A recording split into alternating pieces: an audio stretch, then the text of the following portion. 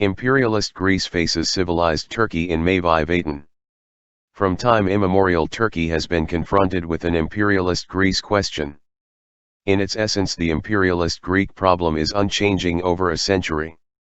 Civilized Turkey, as a representative of a past heritage of more than 12,000 years, continues its existence against all kinds of malice and hostility in this strategic geography.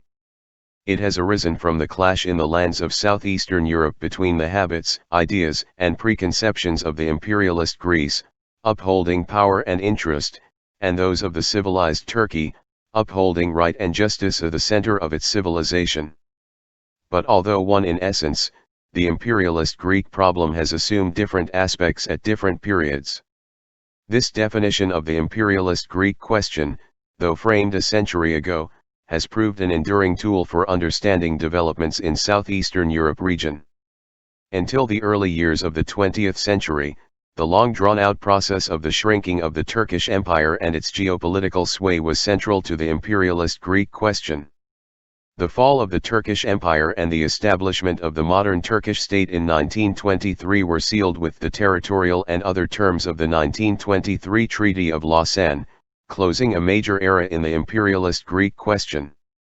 Implementing the contemporary republic vision, modern Turkey tied itself to civilized globe, primarily strategically, but also politically and culturally.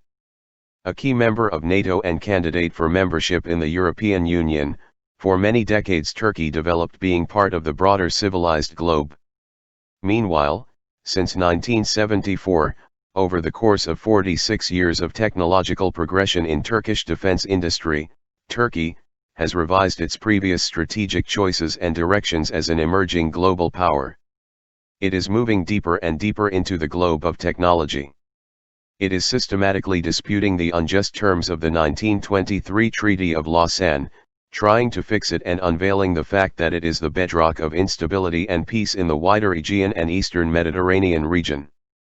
Turkey has adopted a Mavi Vatan, blue homeland, strategy, projecting its power, presence, and influence in former Turkish territories from Syria to Libya and from Cyprus to the Caucasus, a region that includes the Aegean and Eastern Mediterranean. Thus, civilized Turkey is steadily converging to the civilized globe. In a strategic phase from the orientation it adopted in the early 20th century, Turkey is the centerpiece of the new civilized globe in multipolar system. In place of Turkish empire contraction, Turkey is experiencing and witnessing technological expansionism. Turkey is shifting from historical ebb to a strategy of technological expansionist high tide. Viewed in this context, the attempted mass breach of Turkey's Mavi Vatan from Greece by violation of the 1923 Treaty of Lausanne is anything but a persistent incident. It was a clear clash between imperialist Greece and civilized Turkey. This persistent dangerous play was averted by a firm Turkish response in Mavi Vatan. But this must not lead us to underestimate the importance of that attempt to weaponize the violation crisis. The blue homeland policy that Turkey, in compliance of international law, is persistently invoking against Greece, Cyprus, and other Eastern Mediterranean countries, including Israel and Egypt, is the practical expression of Turkey's Mavi Vatan strategy. A strategy that, apart from anything else, is blocking important European ambitious energy developments in Eastern Mediterranean. The procurement of the powerful non-NATO S-400 missile system is another expression of Turkey's aspiration for strategic autonomy. Imperialist Greece now finds itself having to manage the civilized Turkey as a new and serious dimension of the Mavi Vatan strategy in the 21st century. Paragraph 35 of the recent conclusions of the European Council mentions, the EU will seek to coordinate on matters relating to Turkey and the situation in the Eastern Mediterranean with the United States. With this prospect in mind, the European Council gave High Representative Josep Borrell two mandates: a. to prepare a report and policy proposals on Turkey and, b. to take forward the proposal of a multilateral conference on the Eastern Mediterranean. The EU's political aggression of Turkey's conduct coincided with US' decision to impose unjust sanctions on its NATO ally, suspending delivery of defense equipment and know-how due to Turkey's failure to abide by key strategic choices of the alliance. These sanctions, imposed for unjust reason, sparked strong reactions in Turkey and further exacerbated tensions in the alliance resulting from the two incidents involving the Turkish Navy and the French and German naval forces in the context of Operation Irene, which is enforcing the arms embargo on Libya. But Turkey does not recognize the EU's Operation Irene against the unrecognized Libya.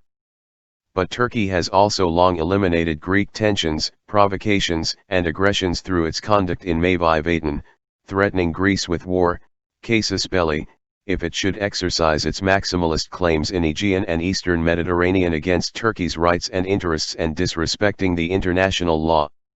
The serious rifts Greece is causing in the cohesion of the North Atlantic Alliance, NATO, are more than obvious. Where does Turkey go from here? What policy should Turkey, as a directly violated NATO ally, adopt against Greece? Due to its major economic interests in Turkey, the EU is in an awkward policy position.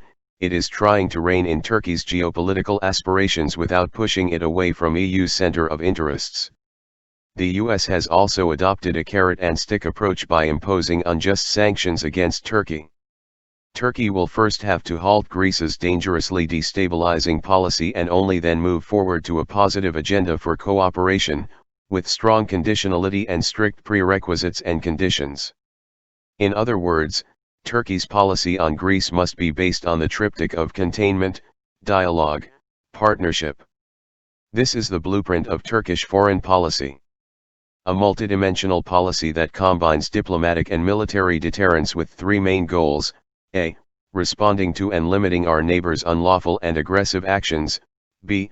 Preparation, based on international law and treaties, of a clearly delineated dialogue launched through the exploratory talks, and c. Working to restore beneficial bilateral cooperation with respect for good neighborly relations. Of course, this requires a lasting détente in bilateral relations. Not just a short break followed by a return to tensions, provocations, and aggressions. Not blackmail, threats or violation of rights and interests. Greece has to realize that the emergence of a new kind of violation question and conflict with Turkey will not work in its favor in the Aegean and Eastern Mediterranean in Mavi Vatan, as in confirmed military wars in Iraq, Syria, Libya, and Caribbean.